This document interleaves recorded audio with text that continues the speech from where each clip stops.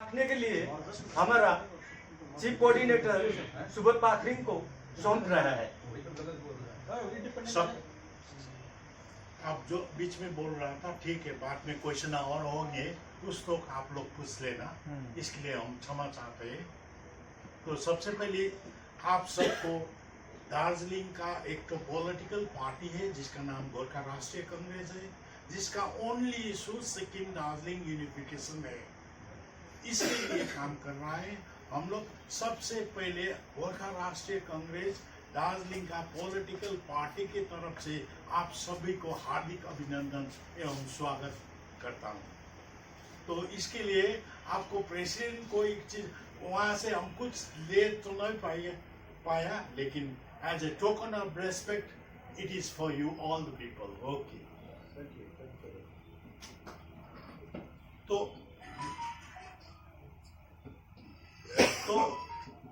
दार्जिलिंग सिक्किम का जब बात होता है उससे पहले हम एक चीज बोलेंगे। दिल्ली के इलेक्शन में ये बीजेपी का लोग जीत गया, अथवा बीजेपी पार्टी जीत गया, उसको बधाई। और जो हार गया उसके लिए हमारा तरफ से सांत्वना है। तो अब हम खास मुद्दा पर आता है, वो मुद्दा सिक्किम दार्जिलिंग यूनिफिकेशन। दार्जिलिंग जो है it's an integral part of Sikkim, and the lost territory of Sikkim is Darjeeling. As such, Sikkim Darjeeling unification is a must political proposition. Darjeeling जो था सिक्किम का एक अभिन्न भूभाग, और सिक्किम ने जो घुमाया था वो दार्जिलिंग था, इसलिए सिक्किम और दार्जिलिंग यूनिफिकेशन का नितांत आवश्यक हो गया है इस प्रेजेंट समय में। तो इसके लिए दार्जिलिंग जो सिक्किम का है बोल के हम मुंह से बोलने से तो नहीं होगा। 1835 में जो दार्जिलिंग सिक्किम से लिया था ब्रिटिश इंडिया, तो इसको बोलता है deed of grant.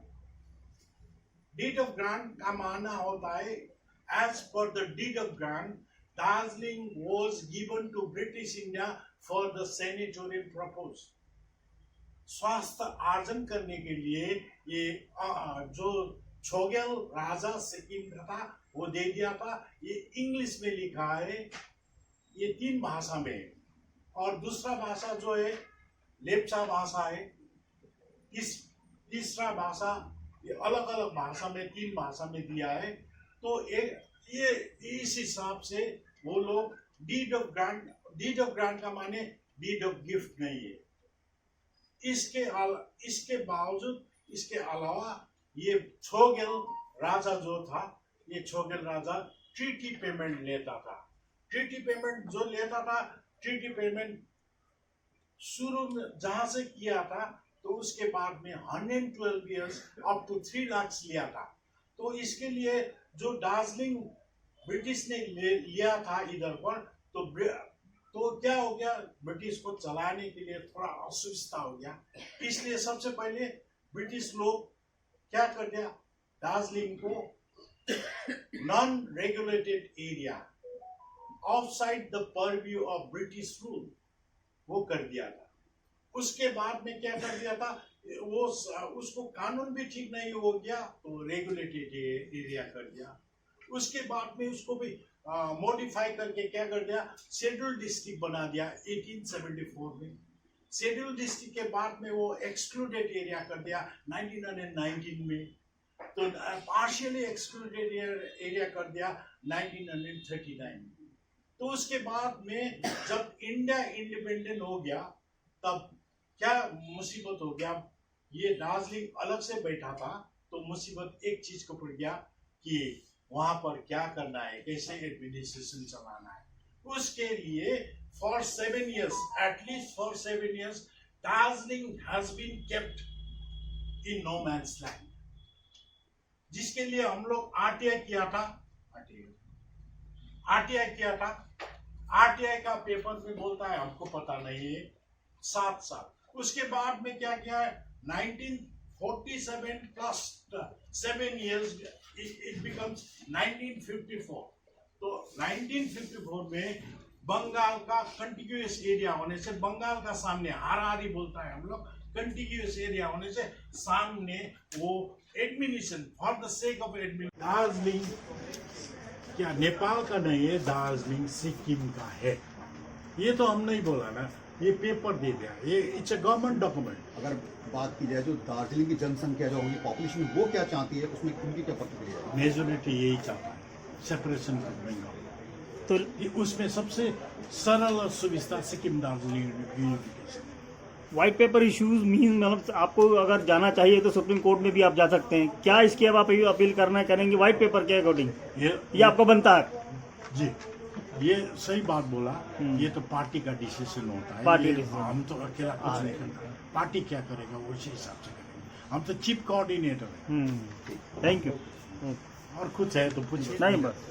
Well, thank you very much. Gorkha राष्ट्रीय कांग्रेस हमारा चीफ एजेंडा एक ही है, सिक्किम दार्जिलिंग एकीकरण। बताइए उसके बारे में। दार्जिलिंग क्या है कि सिक्किम का अभिन्न भूभाग था और सिक्किम का लास्ट टेरिटोरी दार्जिलिंग है, इसलिए दार्जिलिंग और सिक्किम को एक कराना के लिए सिक्किम दार्जिलिंग एकीकरण बोल रहे हैं। तो इसमें क्या प्रॉब्लम क्या है, क्यों नहीं हो रहा है और क्या इसमें फायदा किसका होगा? क्योंकि वेस्ट बंगाल का नुकसान है। वेस्ट बंगाल तो विरोध करेगा ही, और हम लोग जो है actually Darjeeling being a integral part of Sikkim, जितना भी बासिंदा इधर उधर का है, नेबुला नेपाली भूटिया लाप्चा है, दोनों को फायदा हो जाएगा। जितना भी दार्जिलिंग का 80-70 गार्डन है वो सिक्किम को मिल जाएगा। और ये सिक्किम जो है लैंडलॉक स्टेट है, दार्जिलिंग का रास्ता होके जाना पड़ता है, कालिम्पोंग का रास्ता होके जाना पड़ता है। वो भी लैंडलॉक स्टेट भी लैंडलॉक भी नहीं हो जाएगा। तो पॉपुलेशन के हिसाब से ये करने से क्या हो जाएगा, एरिया ज्यादा होने से क्या हो जाएगा, ये फुल फ्लेजेड स्टेट हो जाएगा। लेकिन जो इशू है, जो बंगाल से गुजरता हुआ जो चिकन नेक का इशू है, उसके बारे में आपका क्या कहना है? क्योंकि वो डिफेंस और स्ट्रेटेजिक अफेयर्स की वजह से वो चिकन नेक का पार्ट भी है और वो बंगाल का भी पार्ट है। वो बंगाल का पार्ट ही नहीं है, हम डिक्लेयर करते हैं। वो जो सिलगुड़ी में चिकन नेक, वो दार्जिलिंग डिस्ट्रिक्ट का सब डिवीजन सिलगुड़ी है। तो इसलिए चिकन नेक का बात जब जब होता है तब तब नॉर्थ ईस्ट का बात आता है, तब तब इंडिया का इंटीग्रिटी का बात, अखंडता का बात होता है। तो इसीलिए इंडिया का इंटरेस्ट, इंडियन यूनियन का इंटरेस्ट, इंडियन यूनियन का सुरक्षा सेफगार्ड के लिए और इंडियन यूनियन का इंटीग्रिटी के लिए Sikkim Darjeeling is the most inevitable preposition. खास में ये सबसे सरल और भारत का सुरक्षा, अखंडता और भारत के हित के लिए सिक्किम दार्जिलिंग एकीकरण हम करना चाहते हैं, क्योंकि